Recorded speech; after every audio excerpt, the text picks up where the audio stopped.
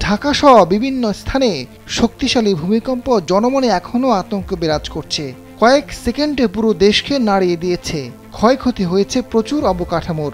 শিশুসহ নিহত হয়েছে অন্তত 11 জন, আহত কয়েকশো। এমন ভয়ানক ভূমিকম্পন এর আগে দেখেনি দেশের মানুষ। 32 ঘন্টার ব্যবধানে 4 বার কেঁপেছে বাংলাদেশ। বিশেষজ্ঞরা বলছেন দেশ জুড়ে অপেক্ষা করছে আরও ভয়াবহ পরিস্থিতি। এতে সর্বোচ্চ ঝুঁকিতে রয়েছে সিলেট। রাজধানী ঢাকাতে বেশি ক্ষয়ক্ষতি হতে পারে। এদিকে ভূমিকম্পনের ঝুঁকি বিবেচনায় সমগ্র বাংলাদেশকে 3টি জোনে ভাগ করা হয়েছে।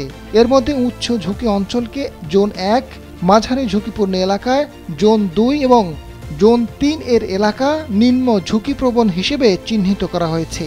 তবে ঢাকা বিশ্ববিদ্যালয়ের ভূতত্ত্ব বিভাগের সাবেক অধ্যাপক আসম ওবায়দুল্লাহ ঝুঁকিপূর্ণ এলাকাকে 4টি জোনে ভাগ করেছেন।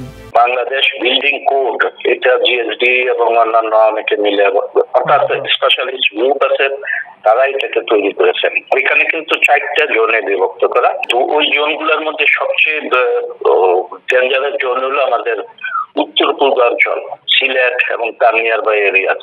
মধ্যাঞ্চলটা তার চেয়ে একটু কম এবং সবচেয়ে কম হলো আমাদের সাউদার্ন পার্ট। হ্যাঁ, ওগুলা ডেঞ্জারাস। শুধুমাত্র কক্সবাজারের ওই সাইডটা, ওইখানে আবার হিলি, তো ওইখানে কিছুটা আছে, ওই টেকনাফ সাইড ঝুঁকি একটু বেশি দেন মধ্যাঞ্চল। আদারওয়াইজ এই যে ভাগ করাটা, এটাই কিন্তু সার্বিক জিওলজিক্যাল সিচুয়েশন অথবা আমাদের কোন সাইডে কোন ফলগুলা অবস্থান করে তার উপর ভিত্তি করে। সাম্প্রতিক গবেষণা ও ভূতাত্ত্বিক বিশ্লেষণে দেখা যাচ্ছে দেশের পশ্চিম ও দক্ষিণ পশ্চিমাঞ্চলে সবচেয়ে কম ঝুঁকিপূর্ণ অঞ্চল হিসেবে চিহ্নিত। জোন 3 এলাকার জেলাসমূহের মধ্যে রয়েছে খুলনা, যশোর, সাতক্ষীরা, নড়াইল, মাগুরা, ঝিনাইদহ, কুষ্টিয়া, চুয়াডাঙ্গা, মেহেরপুর, বরিশাল, পটুয়াখালী, ভোলা, পিরোজপুর, বরগুনা ও ঝালকাঠি। এছাড়া রাজশাহী বিভাগের কিছু অংশ জোন 2 এর হলেও অপেক্ষাকৃত নিরাপদ। মধ্যম ঝুঁকিপূর্ণ এলাকাগুলোর মধ্যে রয়েছে ঢাকা, টাঙ্গাইল, কুমিল্লা, নোয়াখালী, বগুড়া এবং রাজশাহী বিভাগের অধিকাংশ এলাকা। দেশের উত্তর পূর্বাঞ্চল এবং পূর্বাঞ্চল প্রধানত উচ্চ ঝুঁকিতে রয়েছে।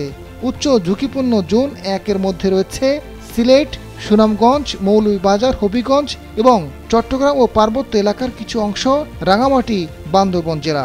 ঝুঁকিটা আমরা নিজেরা তৈরি করছি। ভূমিকম্প হবে, এটা কিন্তু একটা স্বাভাবিক ন্যাচারাল প্রাকৃতিক ঘটনা এবং এটা প্রতিরোধ করার কোনো নাই। পৃথিবীর যে বাস্তব গঠন, এটা যতদিন এরকম থাকবে এই ভূকম্পন ঘটবে।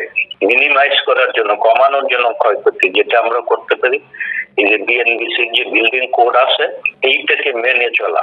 আপনি তো একটাকে প্রতিরোধ করতে পারতেছেন না, প্রতিহত করতে পারতেছেন না। বিকল্পটা কি? বিল্ডিং কোড মেনে চলেন, কি সবভাবে মেনে চলেন, যেখানে যে ধরনের নকশা, যে ধরনের ম্যাটেরিয়াল এগুলো ব্যবহার করেন, তাইলে রিস্ক অনেকটা কমে যাবে।